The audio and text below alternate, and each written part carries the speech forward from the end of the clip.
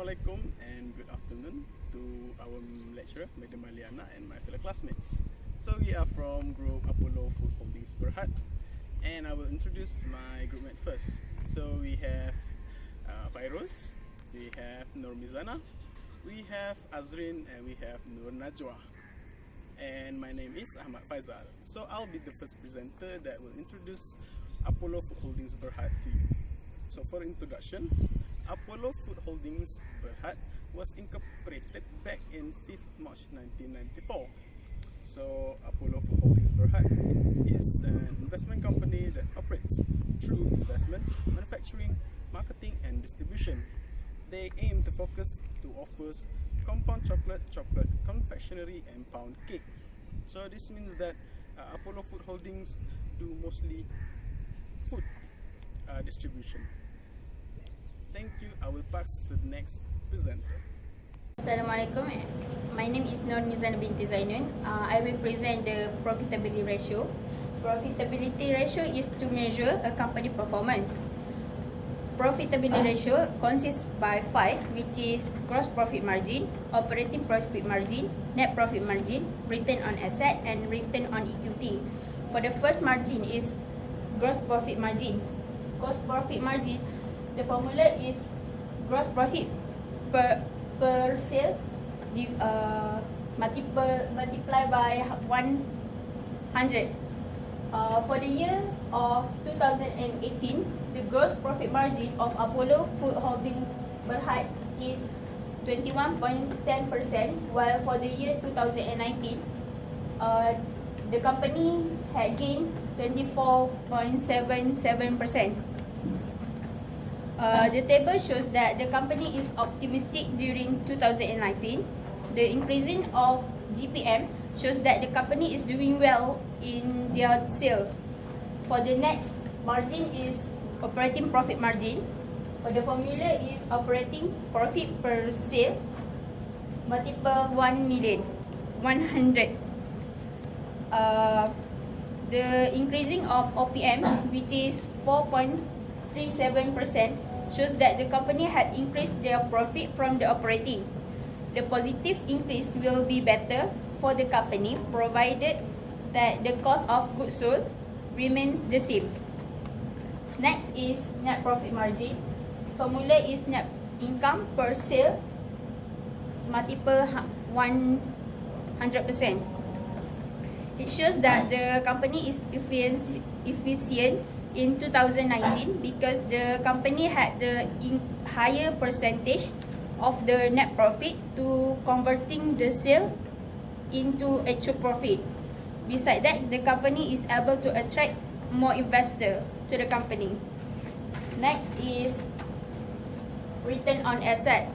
The formula is net income per total asset multiple 100. Return on asset for 2019, the company had gained higher return on asset. The higher return on asset shows that the company can do better with what they have now. The last one is return on equity.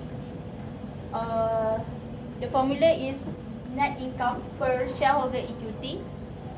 To get the shareholder equity, you must get the total asset minus total liability.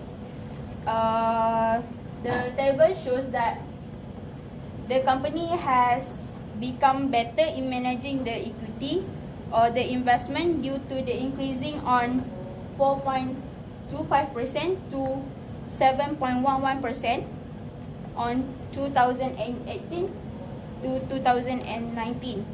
This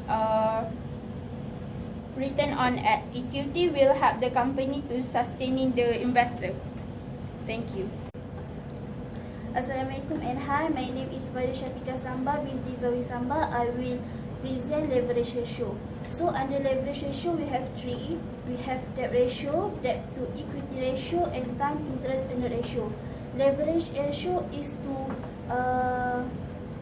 calculate how the firm is being financed and how the firm meets its interest expenses.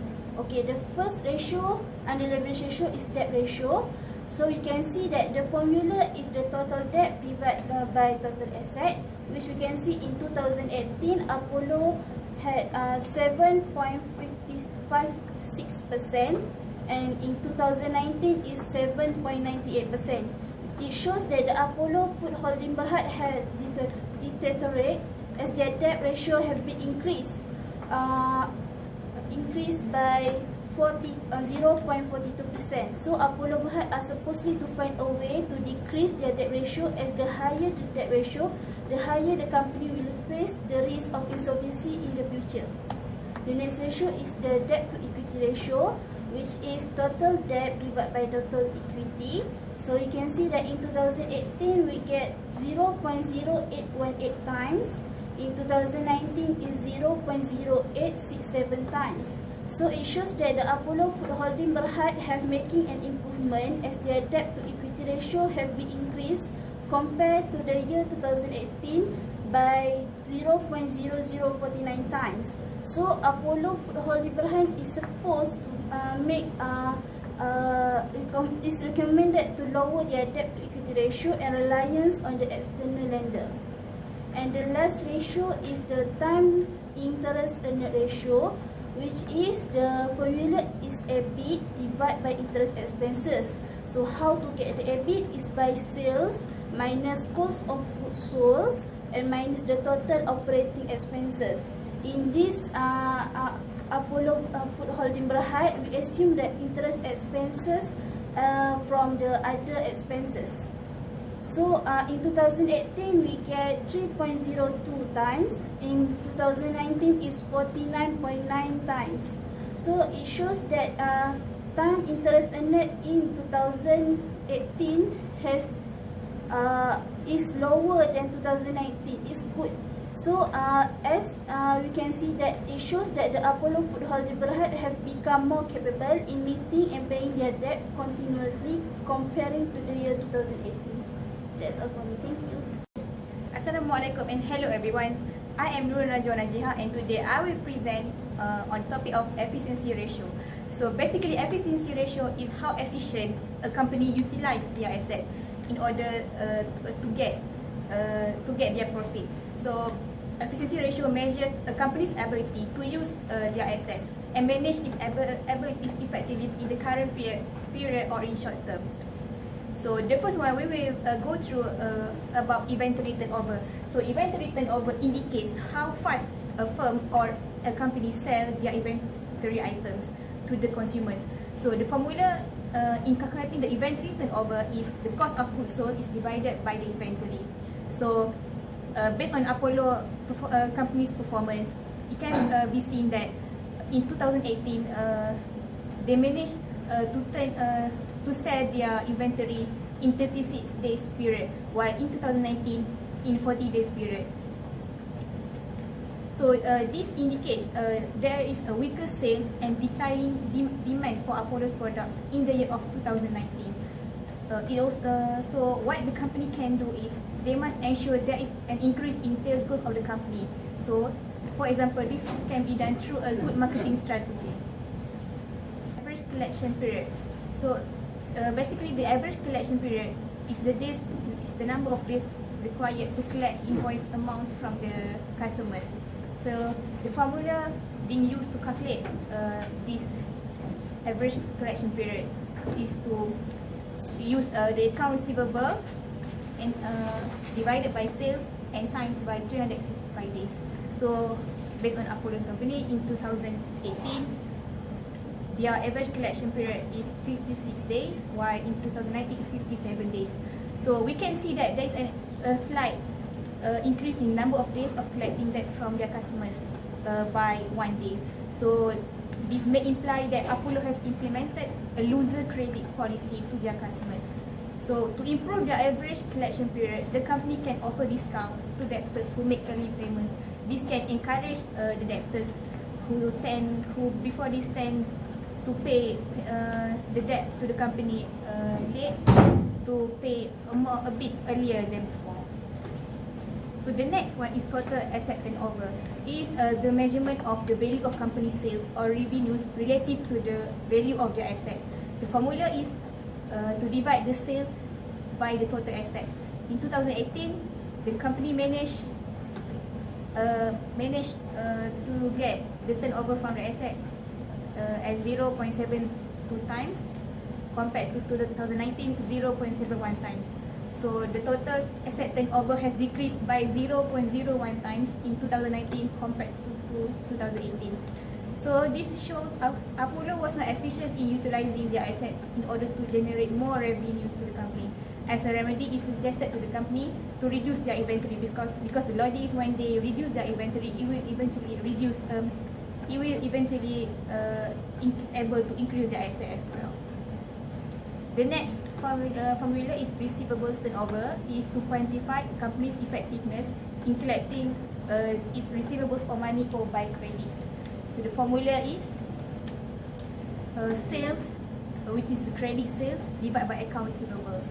In 2018, the receivable turnover for Apollo is 6.46 times, while in 2019, the receivable turnover is 6.37 times. This shows a decrease in receivables turnover in Apollo company by 0.09 times in 2019 as compared to the previous year. This low receivables turnover ratio might be due to the company having a poor collection process, bad credit policies, or even the customers that are not financially viable or creditworthy. Hence, it is suggested to the company to reassess their credit policies in order to ensure the debtors pay their debts on time. Okay, moving on to the next formula is fixed assets turnover.